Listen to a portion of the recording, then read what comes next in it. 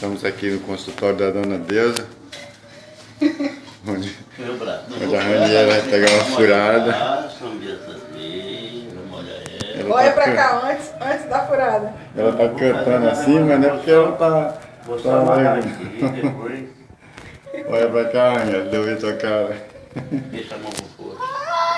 Não, pera, tem que apertar que é pra ver eu subir. Deixa de onda, menina.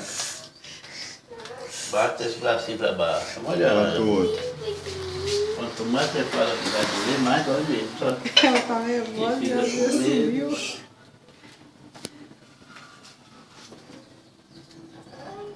isso aqui é pra ajudar. Não, Raniera, deixa de onda. Deixa a mão pro fogo. Não devia não, tia Renata, às vezes subiu. Tem, a ver aparece.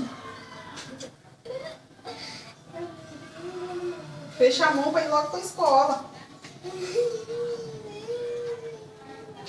Não é bom. Agora você tá assim com medo, essa veia tá gelada, eu saio fora, já fica baixo. Não tá pulsando. Você sabia disso? Que aquele ditado é certinho. Se for gelado, chega o sangue sumindo, some. Ó, desmoe. Chega aqui, minha mulher diz, vai dar uma voltinha para esquentar o sangue, é assim. Fecha com força.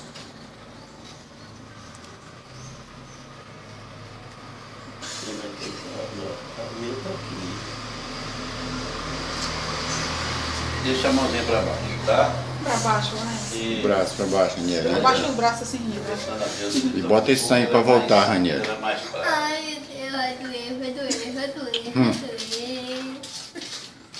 Não doer essa, Raniera. Até agora a cabeça tá doendo, ainda vai. A cabeça tá doendo?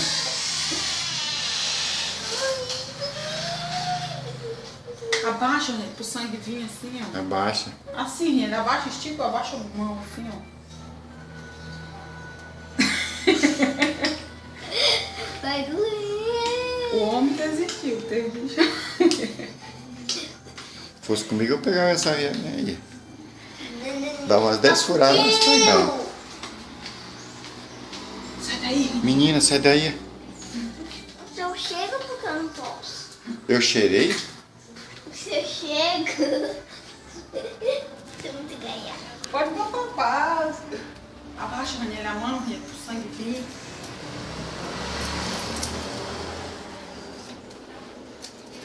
Ligeiro, amiga. Ligeiro que...